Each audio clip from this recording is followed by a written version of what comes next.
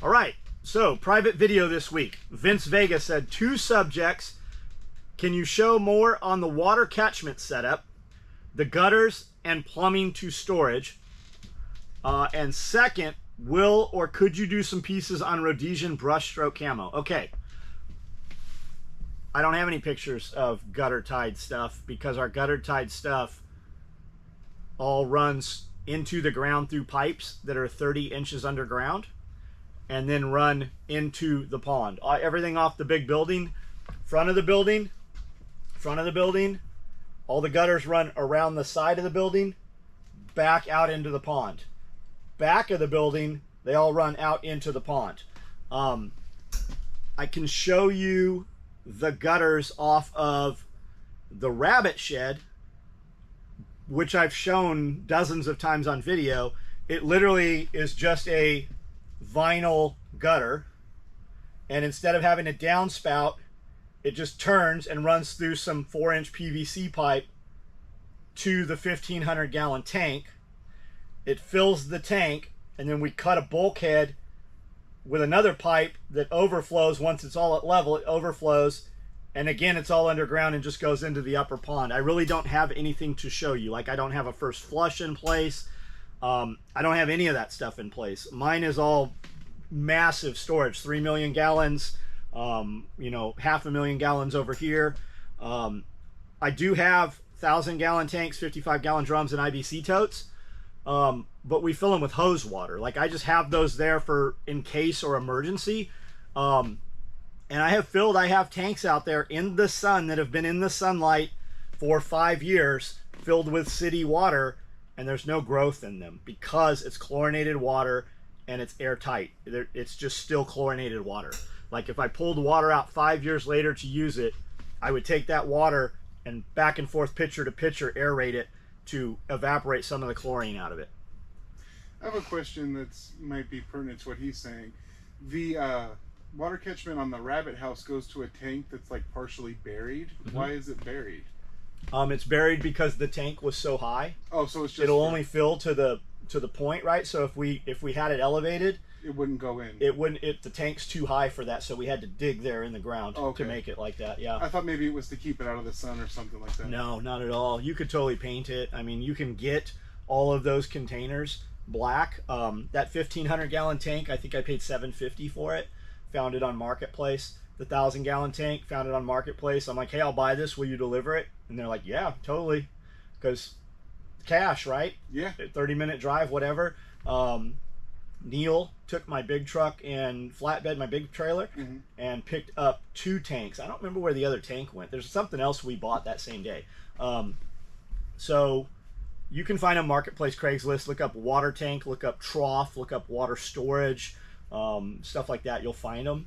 And then Tank Depot. Tank Depot does a bunch. I've seen them sponsor YouTube channels and stuff, first flushes, and you can get those tanks literally smaller around and taller, or big footprint and lower. You can get them in green, brown, tan. They'll match your color. A lot of people just go by what they can get shipped right away. Like, you order, I'm in the desert and I want a tan one. That's probably not super common compared to guys just buying white ones, clear. So you might wait, 6 months for those things. I don't know what their weight is, but I know a lot of guys just go with black. It's very common. I have recently seen them having 2,500-gallon tanks at Home Depot or Lowe's. Lowe's has them. Both locations around us have 2,500s and 15s and 1000s. A 1,000-gallon tank, when you go from 1,000 to a 15 to a 3,000, diameter is still the same, takes the same footprint, so you might as well use the height if you have a building. Now, if you're running a house and it has like 10-foot eaves or 12-foot eaves, you probably can't use a 3,000-gallon tank without sinking it down in. My sidewalls are 14 feet tall, so I can use a 3,000-gallon tank on the side of my building here, and it'll... Okay, so downspouts, gutters. If you guys are going to put gutters in from the beginning, get bigger gutters than you think you want.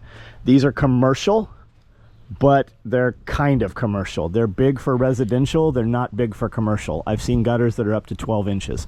These downspouts, that gutter almost overguns this downspout. It goes into this PVC pipe here, which goes into an elbow, and goes across. Under this gravel is PVC pipe, thick wall PVC pipe, because we have heavy trucks coming through. That stuff is ridiculously expensive. Each piece of PVC pipe that we used to do this job was $90 a piece. I remember when that stuff was 45 bucks. And we've got, coming off of here, I've got 1, 2, 3, 4 coming under to here. From the front, I think there's actually 6, and it travels all the way around the building. These are the 55-gallon drums, clearly what I was telling you about. That one, see how it's only half full, and it's all, you can see that it's actually green in there, half full. These also, these couple have no caps on them. I don't know where the caps went to these. These ones here, this has gotten brittle, and it actually has busted through there, probably because I had it so full, probably the heat. You can see as I push my finger here, but it's still full of water. No graining up there, none of these.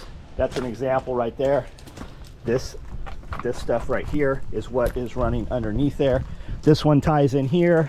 This one ties into another one down here. So this, with a big rain, overguns this gutter. But these were the biggest gutters that we could get from Lowe's without custom ordering them. So it works. Eventually, when I have the gutter guys come out to do the new part of the building, we will have them redo this at the same time. Now, this, and when you put gutter up, I never took into account, right? I didn't know anything about it. When you put gutter up from here to here, you have to have some fall in the direction you want the water to go to. So you could have it fall both directions and then have an outlet over there.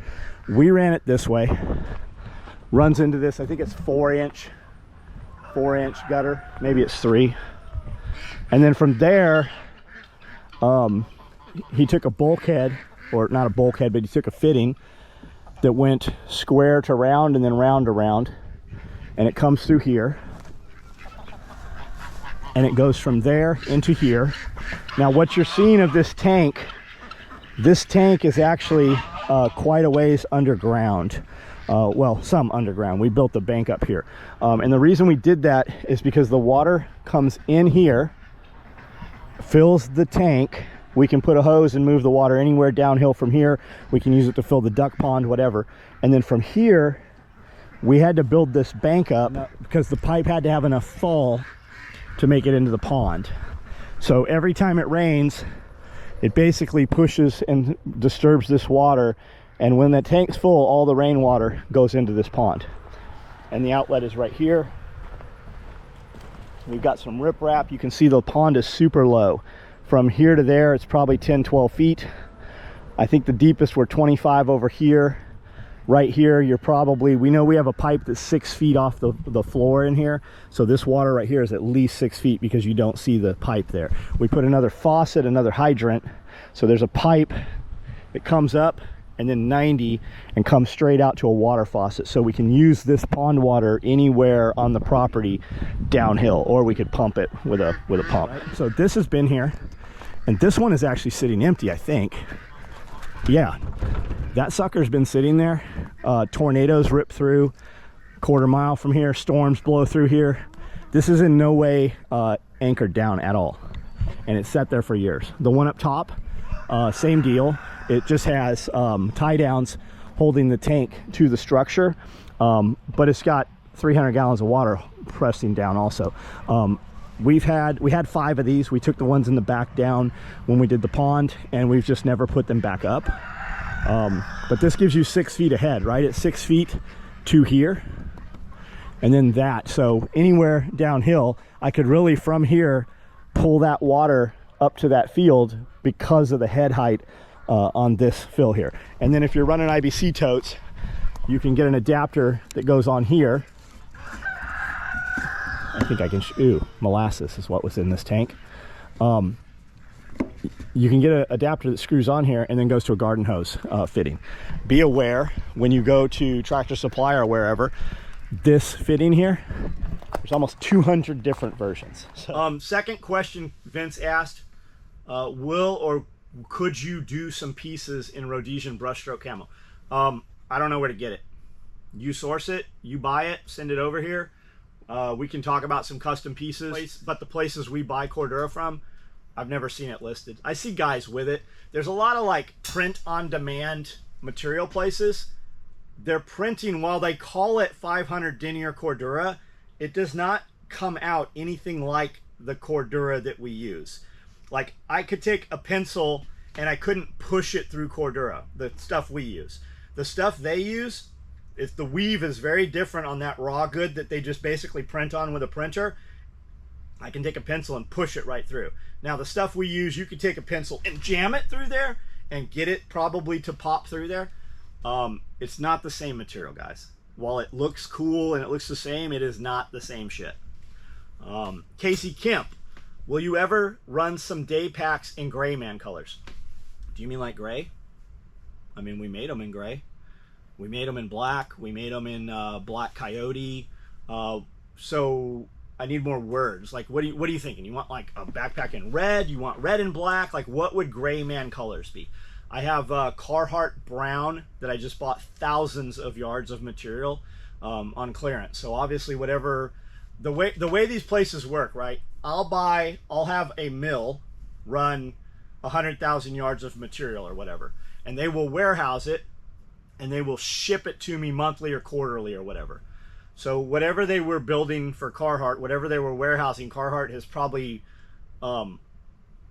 abandoned whatever that project was, and now all this stuff has gone to market secondary. A lady at one of the mills that I do business with said, hey, I have this. If you will take all of it, I will give it to you for this price. My Cordura usually runs anywhere from about $10 a yard to $15 a yard, and I bought this stuff for a fraction. Bought that, a bunch of LAPD blue, I think we bought some white and a few other colors, just to cut up and put inside shit where you would never see it, just to reinforce things or stiffen things. With that said, I've got some, I thought I was going to take LAPD blue and put it on the brown. The LAPD blue sitting next to black, it literally looks black. Like you can't even tell the difference in it. So I need more words just as to what gray man is to you. Like, what do you have? Let's just skip what I think, and you tell me what you want. I do think that like, if you get away from thinking like people who know camo patterns, I think not that many people know what Cryptek is, and it doesn't look tactical. Yeah, I mean, if you add a color to it. Like, I have Cryptek with red, a bunch of shit, and it doesn't look tactical. Yeah, whatever, though. You're not going to change their mind. I mean, no, what I mean is, if you want to be gray man, you have to think about the people who don't know. You know, like, we think Cryptek is camo because we know about it, but the lady at the grocery store doesn't know that. Or multicam black or whatever. I mean, tell me what you want. Like, let us know what it is. Byron Roberts, if you hadn't met James, would you have still moved to Tennessee or somewhere else? The truth probably is, had I not met James, I'd still be in California. Me coming out here was more of, I was literally standing in line in the garden center checkout Walmart in Kearney Mesa, and I called and talked to James. Man, I need to get out of California, which I typically said all the time, right? But there was never an action. And he's like, come here. I'm like, yeah, so I can talk to my customers on a CB. Do you guys even have mail and UPS? He's like, fuck you, man. He goes, come out here. I go, okay. He goes, you won't come. I go, I will. 3 days later, I was on an airplane. Amanda and I, we flew out here, drove all over this motherfucker. Literally drove for hours looking for rental places and some place to live. And there was nowhere. We looked at houses that literally, you'd walk in this house and the floor was cut out of the house. Like, you'd walk into a room, you'd go from the living room to the hallway, and it's a dirt floor. Like, it's suspended above the ground, but it's a step down onto a dirt floor. You just walk into places and it's a huge, like, the whole room's painted a Confederate flag. Just like what I was used to living in California was very different than anything we saw, right? So just by chance, we went to see Tracy Hightower, friend of ours, friend of James's, and just by chance, the house across the street was for rent. So we rented that house with the intention of staying there 6 months, and we'll buy a place, build a place, whatever.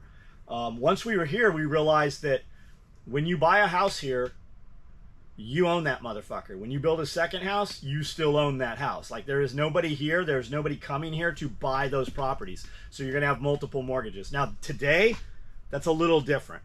With that said, I still see properties every day that are for sale, that have been for sale for 4 or 5 years, not sold. So would I have come here? Probably not, man. It was more of like I double dog dare you. Well, I'll show you. And we came, and 30 days later we moved here. But no, had it not been for James, I probably would not live here. And James really was our anchor to staying here.